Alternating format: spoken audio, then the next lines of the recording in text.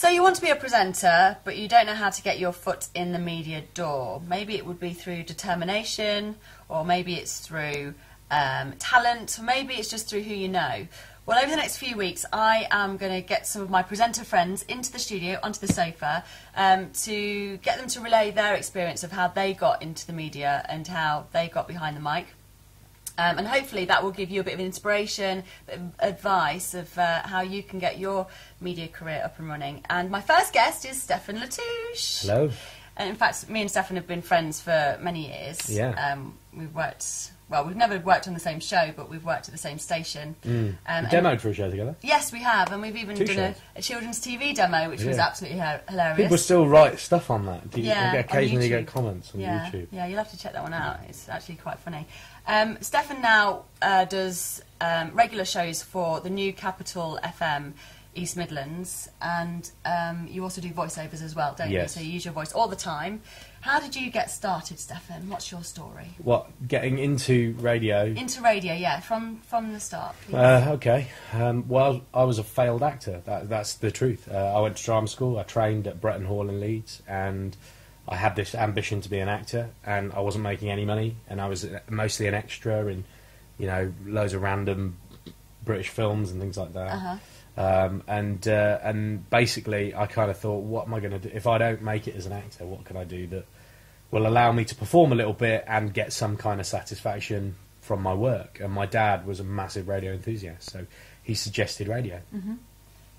And did you then go to like hospital radio, or did you just get a job on commercial radio? How did it start from? How did it go from you starting planting that seed to actually getting your first gig? Well, I lived near I'm originally from a place called Wiltshire, which is down sort of on the west, sort of west part of the UK, and quite near to me was a place called Newbury, which is where Brunel Brooks ran a radio school. You might remember. Still do that? Well, he used to. I don't think he runs it anymore. Oh. So basically, my dad, my mum, and his then girlfriend at the time, so later girlfriend. They sort of bought me a present, which was to spend a couple of days at this radio school learning the ropes. So I went in on one of their courses, and there were two guys in there, Steve Caldwell, who was a producer, and a guy called Neil James, who used to work for Radio 1, and they felt I had a potential. They said, "Oh, you've got a really nice voice. We think you could do really well. So if you're interested, we'll help you get a job." So I was like, "Great!" So they basically helped me record a demo. And then they told me who to contact and the various stations to contact. And I literally just fired out 5 demos a week, literally without thinking about it. I just went on a Monday morning, I'd send 5 out, and then that'd be it for the week. And I did it, probably about 3 or 4 months. And had quite a few chats, but I had no experience, and I had no hospital radio air miles under my belt. So nobody was really interested in hiring me. And then this tiny little station in Stroud, Gloucestershire, rang me up and said, we might have a job for you. Do you want to come down and have a chat? And I was like, yeah, okay, cool. So I turned up, and there was a tiny little radio. I mean, this radio station was tiny. The studios were minute. There were 2 sort of sandwiched together, and it was all in one room at the bottom of like a little shopping mall. And they basically said, we quite like you. Do you fancy doing Saturday breakfast? And I was like, oh, great. And naturally, being a presenter, and anybody who wants to be a presenter will have this stupid fantasy like us, that you're really well paid the moment you become a presenter. And it's so not true, because they said to me, oh, we'll give you a contract and everything. And I was thinking, great, thank you, I can leave my job. And they said, we'll pay you £10 a show. Now, that's 4 hours for £10. Wow. And this is back in 2000, right? Now, because they were in a shopping mall, my parking was 12 quid for 4 hours, right? So I actually lost money. Plus, the radio station was like 35 miles away from my house. So it was a 70-mile round trip. But I didn't care. I was on the radio. It was great. Do you know what I mean? And what was your first experience of actually being on air? Because I don't know about you, but I just thought I was going to be great. My first job was as traffic and travel presenter in a small aircraft, and I thought, I'm going to be brilliant. And as soon as the mic was turned on, it was like, oh my God, I'm live on radio. And how did you feel the first time you were actually on air?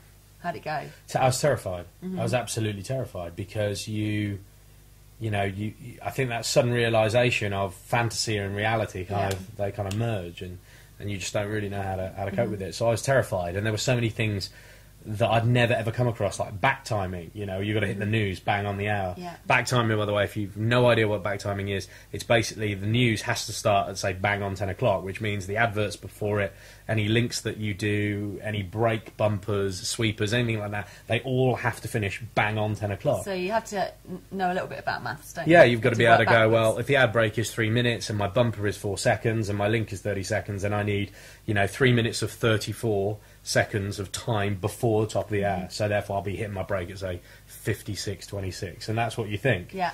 But of course, when you've never done it before, you've no idea what that means. And so you've got the whole technical side of things to Yeah. worry about, and then you've also got to talk and project your personality and be normal and not radio-like as well. And sound like you're really in control, which I think is the hardest thing to do. Yeah, I agree. So would you say that to get into the industry, for you, it was about meeting specific people and them kind of helping you find your way?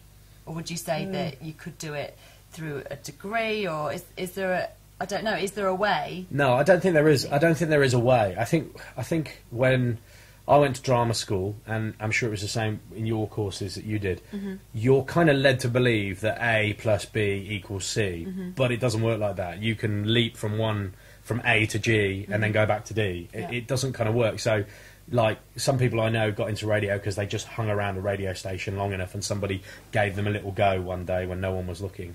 Some people did hospital radio for 2-3 years and then got a break. Yeah. I walked in because I had a pretty good sounding demo that was produced by somebody else.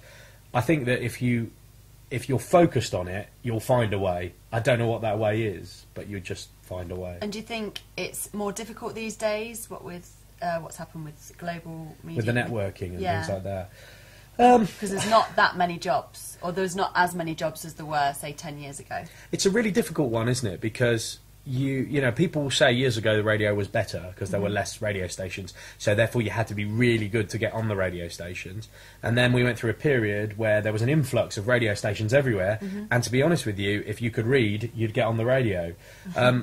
The truth is, I guess the answer lies in the middle somewhere. If you're talented, I'm a firm believer, and you've said this to me loads of times, that real talent always shows itself. You can't hide it and you can't bury it, even if you want to. So therefore, if you're talented enough, you'll find a way. It might not be orthodox, but you'll get there if you really believe in yourself. And you're willing, I think you just have to be willing sometimes to make a fool of yourself and not worry. Yeah. Just kind of jump in and they'll go, do this, and you kind of go, right, I'll do it, and not worry about it, because at the end of the day, in years to come, I mean, I've been doing this 10 years. How long have you been doing this? Maybe 6-7 years. All these 6-7 years, all the stupid things that we've done are just funny stories to share now. They don't mean anything because you just carry on, don't you? It's very true. So, 3 tips for anybody who wants to get into radio. What would you say? Sleep with someone. Always that one. That's what I did. Yeah, that's true. Still having counselling.